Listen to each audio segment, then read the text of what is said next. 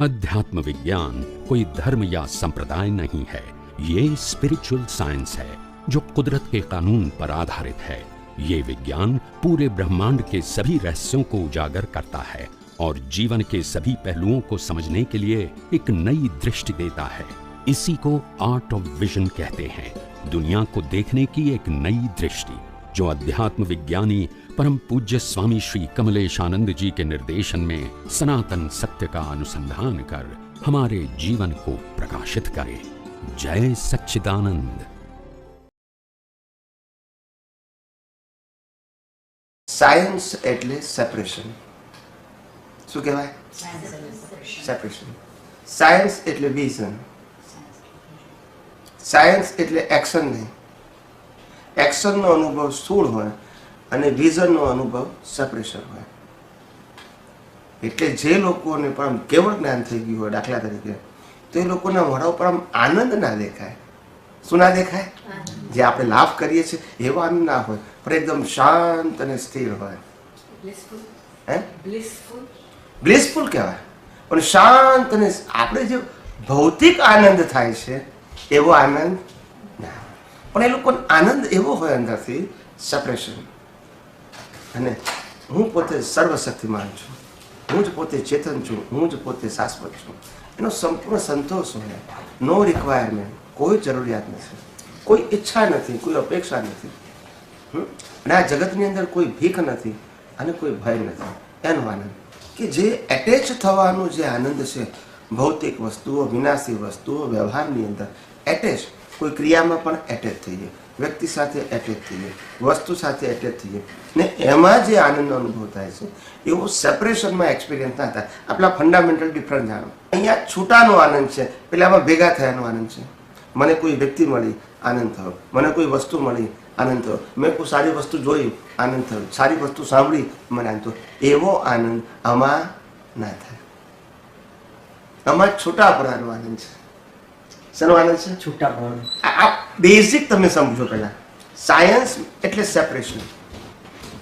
શું કીધું? સાયન્સ એટલે સેપરેશન. આ સાયન્સ સેપરેટ કરવાનું સાયન્સ છે, એટેચ કરવાનું સાયન્સ નથી.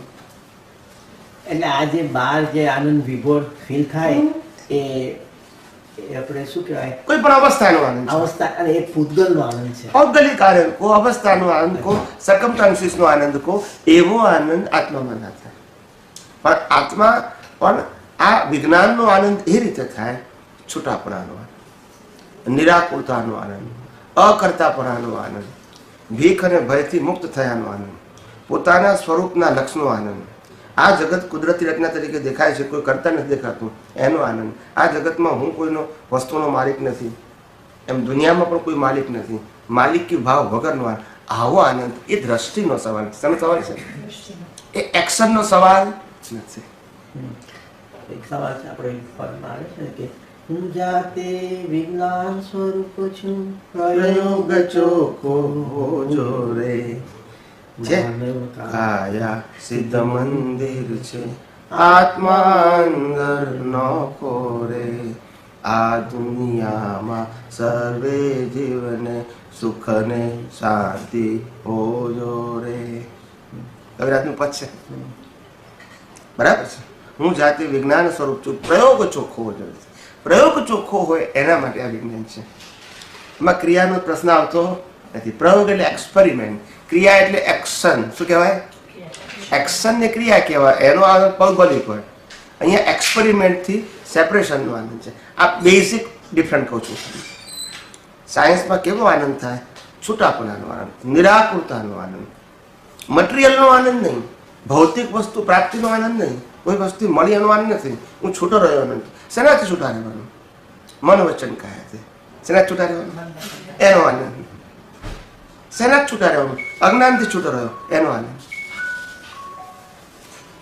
શેનાથી છૂટો રહ્યો? મેં ભોગવ્યું, કોઈ આને ભોગવ્યું, ડિસ્ચાર્જ અંતસ્કરણે ભોગવ્યું સુખ ને દુઃખ, એને છૂટો રહ્યો, એનો આનંદ.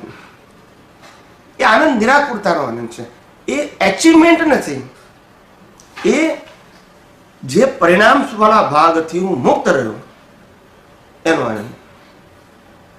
શું કીધું? પરિણામ વાળા ભાગ. આ પરિણામ વાળો ભાગ ને ડિસ્ચાર્જ અંતસ્કરણ પણ એનાથી શું રહ્યો? એનો આનંદ, એ વિજ્ઞાનના એપ્લિકેશનનો આનંદ છે.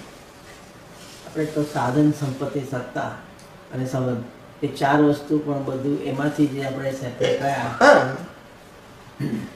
એટલે કાલે એ સેપરેટ રહેવું એ 4 વસ્તુથી એ પ્રકૃતિના આધારે આપણે આનંદ થયો, અને આપણે પ્રકૃતિથી મુક્ત રહ્યા એનો આનંદ.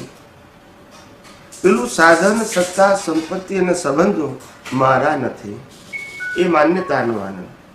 અને મૂળ આનંદ શું છે? પહેલી વસ્તુ શું છે? આ શરીર એ મશીન છે, એ સમજાવવું જોઈએ. ટોટલ મશીન છે, અને બધાના મશીનોના organ on an average equal છે. ઓર્ગન એનું જો ફંડામેન્ટલ સ્ટ્રક્ચર કહેવાય કેવું છે, બધાનું ઇક્વલ છે. અને એનું ઇન્ગ્રેડિયન્ટ્સ, એને રો મટીરિયલ કહીએ, એ પણ બધાનું ઇક્વલ છે. પૃથ્વી, પાણી, વાયુ, અગ્નિ, આકાશ, પંચભૂતો એ પણ ઇક્વલ છે. એટલે આ બોડી છે this is not our creation and this is not our ownership. It is totally given by the nature to suffering of your previous birth cause. This is an instrument. This is not our status. Only instrument to suffer the previous birth did. આ જો instrument ના હોય તો આપણે કર્મ ભોગવી શકીએ? એટલે ઇન્સ્ટ્રુમેન્ટ છે એ પહેલા બિલીવ કરતા શીખો.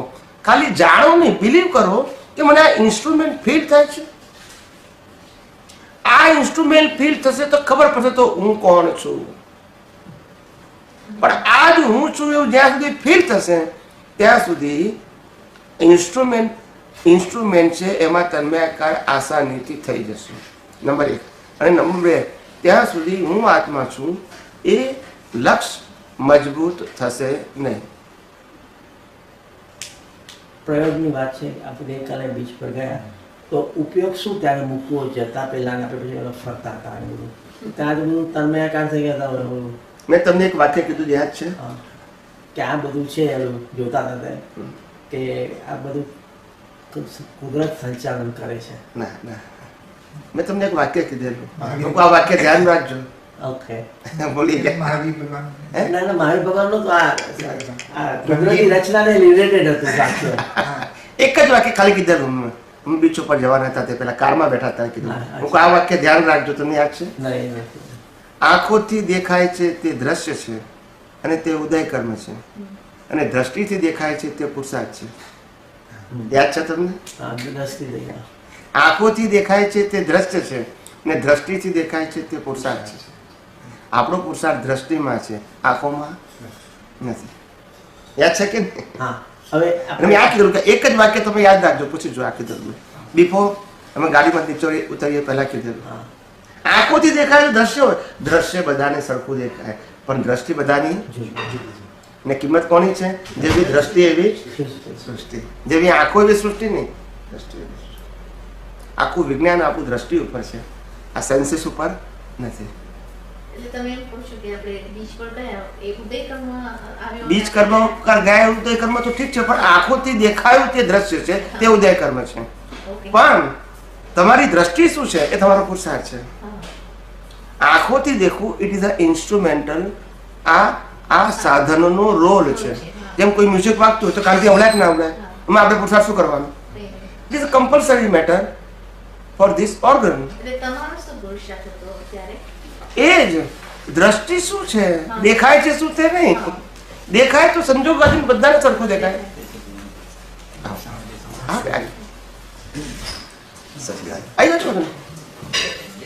હું શુદ્ધાત્મા છું ને આ શુદ્ધાત્મા છું, હું શુદ્ધાત્મા છું. એ is in the center.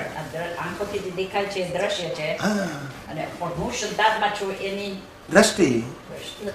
દ્રષ્ટિ અને દ્રષ્ટિમાં શું થયું? હું શુદ્ધાત્મા છું અને આ જે કંઈ દેખાય છે તે કુદરતી રચના છે, એ મારી દ્રષ્ટિ હોવી જોઈએ.